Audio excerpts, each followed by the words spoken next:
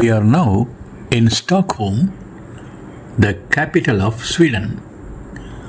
While I was there, I had one pastime. I used to roam around the streets of the city. There were sidewalks, and hence there was no problem. There was no question of losing my way anywhere in the mega city. I would find a metro station, T-Bana, somewhere around, get in and reach the station near my home. One bright summer day, I was on my casual stroll. The Swedish summer was pleasant with a cool breeze, and I had my walk wholesome and nurturing. I was pleasantly surprised to see roadside makeshift eating stalls in many of the crossroads. I found people everywhere in a hilarious mood, lost in talks in the company of their friends. They must be spending hours in the roadside restaurant stalls that were set in an alluring floral ambience. I understood one thing: savoring food is not just to satisfy the natural hunger or to give energy and sustenance to the body. It forms the basis of our culture and way of life. Summer brightens and illuminates their life here. A few side roads and pavements adjoining the flats are marked for food stalls, and only cycles pass through these roads. However, there is no hindrance to the usual main traffic. It is not dislocated. The town design is made that way. Let us have our version of window shopping or window dining and walk about feasting our eyes. To have a near complete picture of the scenario, I made for one other small locality in Stockholm, Mariatorget. I saw there also a few pavement food spots.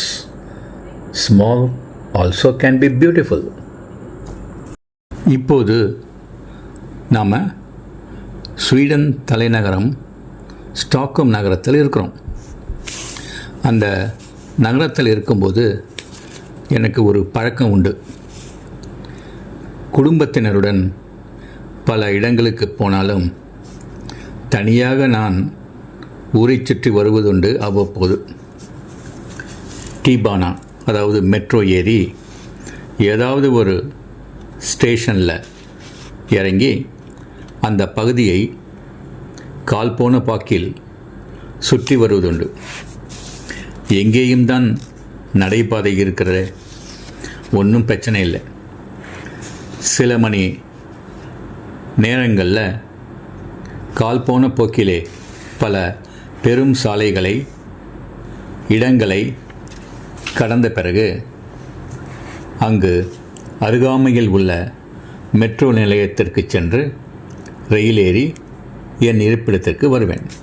அது ஒரு கோடைகாலம். கோடைகாலம் என்று சொல்லும்போது நாம் தமிழக கோடைகாலம் மற்றும் சுட்டெரிக்கும் வெயிலை நினைவுக்கு கொண்டு வரக்கூடாது. ஸ்வீடன் ஐரோப்பாவில் உள்ள ஒரு நாடு. அதன் வடபகுதியில்தான் நார்வே, ஃபின்லாந்து, அத்துடன் லாப்லாண்ட் பகுதியும் உள்ளது. அதனால் ஸ்வீடன் கோடை என்பது அந்த வெயில் மிதமாக வரவேற்கத்தக்கதாக இருக்கும். கோடை நெருங்கும் போதே மக்களின் உற்சாகம் கரை புரண்டு வரும். வெளி உலகம், ஏன் எல்லா சாலைகளும் ஒரு தனித்துவம் பெற்று சூரிய ஒளியில் அழகுடன் திகழும், தனி அழகுடன் திகழும் அப்படின்னே சொல்லலாம்.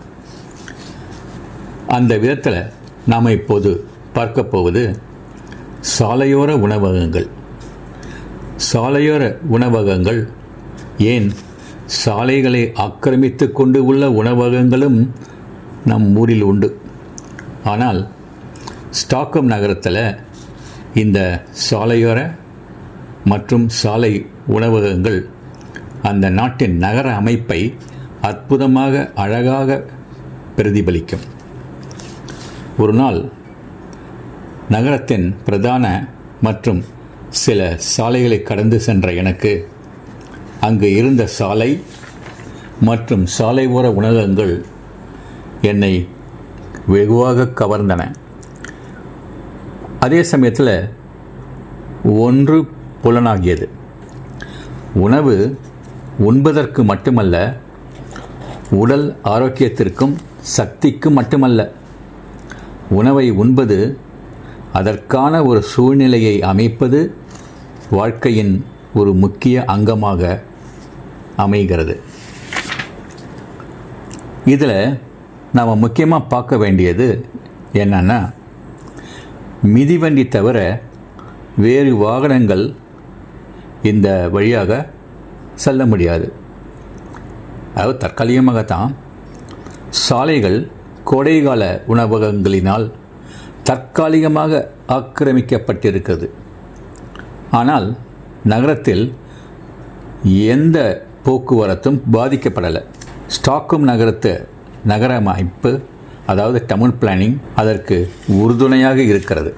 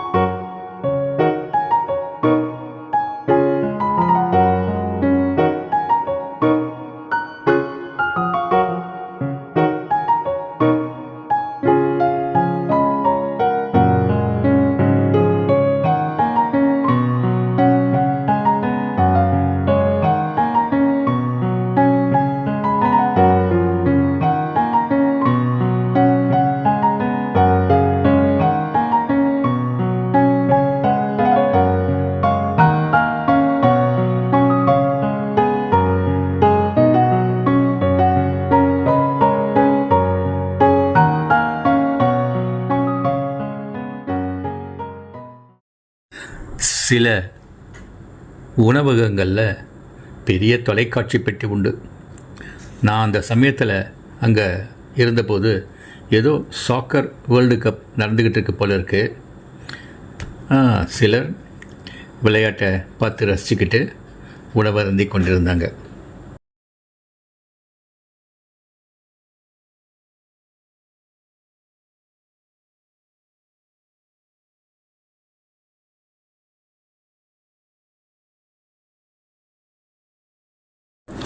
எனக்கு திடீர்னு ஒரு சந்தேகம் வந்தது. ஸ்டாக்ஹோம் நகரத்தின் மற்ற பகுதிகள் இந்த நேரம் எப்படி இருக்கும்?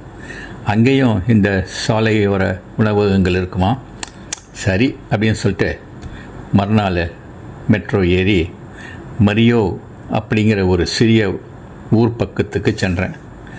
அங்கே நாம் பார்த்த சில சாலையோர உணவகங்களை இப்போ தான் பார்க்க போகிறீங்க. Snaps only.